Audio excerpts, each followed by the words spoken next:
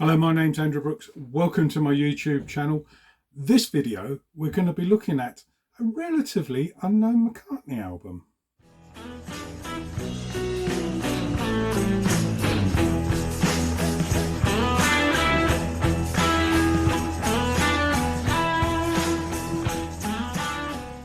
Thank you for joining me on my YouTube channel. A big thank you to all my old subscribers, and a big thank you to any new viewers and new subscribers.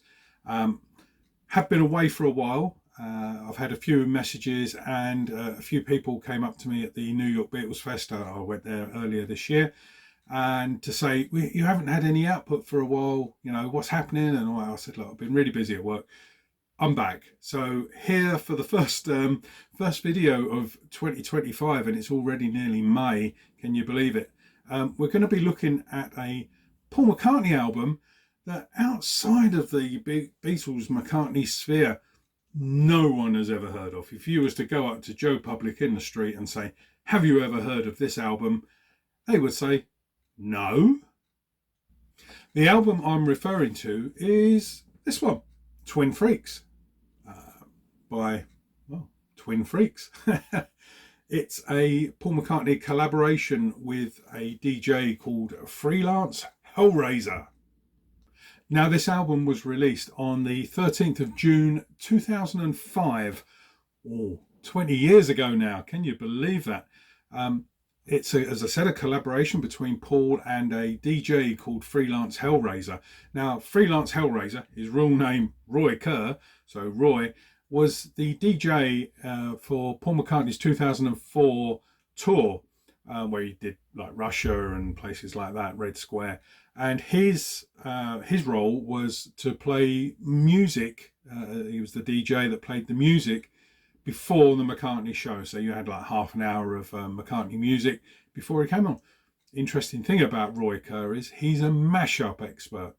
And what he was able to do was sort of mash together, you know, McCartney songs, Beatles songs, put them all together to sort of entertain the crowd before Paul McCartney came on, and, you know, warm them up, G them up, such like.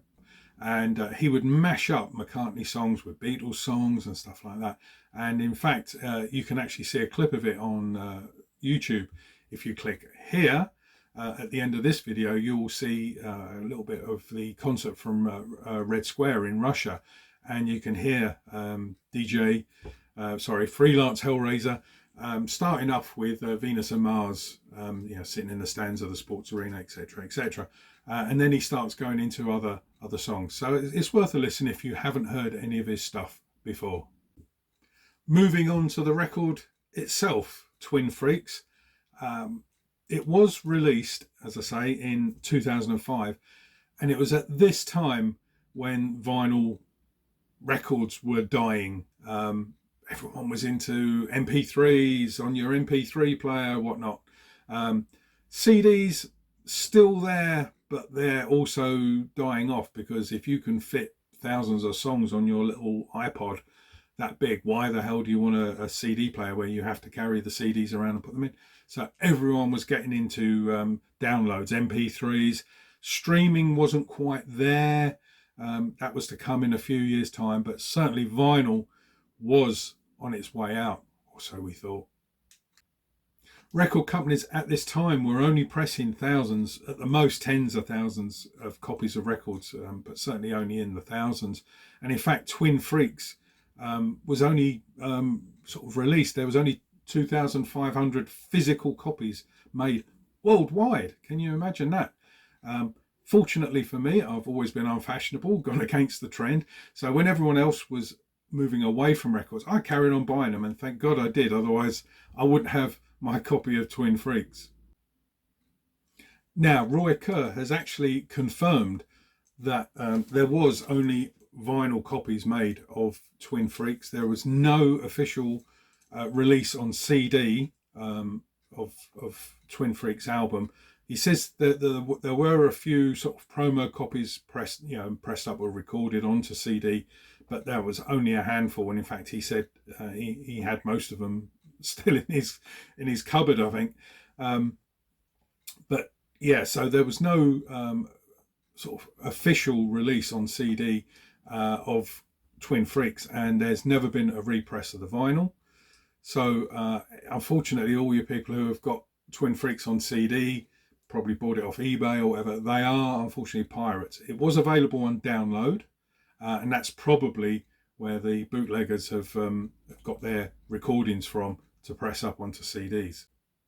Now, surprisingly, as I said about the lack of pressing of records, there was actually 2 singles pressed and released from this double album. It is a double album, I forgot to mention it earlier, but there was 2 singles, 12-inch singles released. The first one being this one called Really Love You. It's a one-sided 12-inch single with 2 tracks on it. I'll take it out and show you the actual record itself. So that's the music side, so to speak, and then on the back, on the reverse, it's very hard to see, but there's sort of like etched versions of the faces from the album cover, and the actual sleeve itself, as you can see, has got pressed on there, Really Love You, Twin Freaks, yeah, and it's also got a track on there which I'll cover later, called Leula. There were only 500 copies of Really Love You pressed on vinyl. As I said, that it was a dying sort of format, and I'm really surprised that there was actually some records pressed from it, let alone 12-inch singles. The second one is this one, which unfortunately I don't have, so I'm on the market for it if you see it out there, and it's this one now on the screen, and it's the version of What's That You're Doing, obviously the Stevie Wonder collaboration, and the other track on there was Rinse the Raindrops. Now of this, there was only 200 copies pressed, so it's really hard to find. As I say, I'm looking for that one myself. Now the artwork for the cover and the inside sleeve, I'll show you that. So that's the outside cover, and that's the inside gatefold sleeve. It's just sort of a representation of that as well.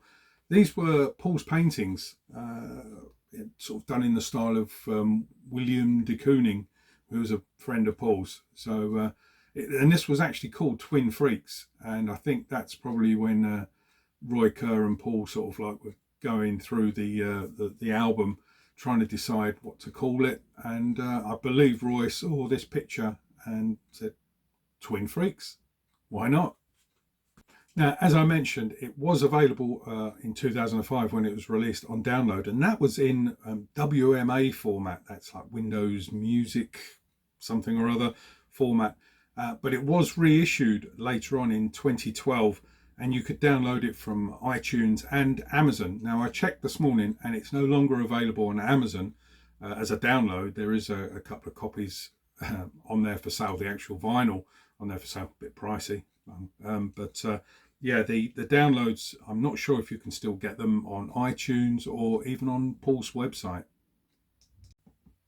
Roy Kerr himself did a great interview with a friend of mine, Sam Wiles, on his podcast channel, Paul or Nothing. He did in 2024 an interview with him. Click here for a link if you want to check it out. And he was asking him all about the sessions that he did for Paul and for Twin Freaks. And he was explaining that basically Paul just gave him everything. He said, you have access to all of my recorded media. If you want something, we'll get the master tapes out to you, and etc, etc. So yeah, Paul basically gave him access to everything. There was one stipulation that he couldn't do, and that was he wasn't allowed to create sort of add on his own music. So he only could use Paul's music for this album and also the 2004 tour.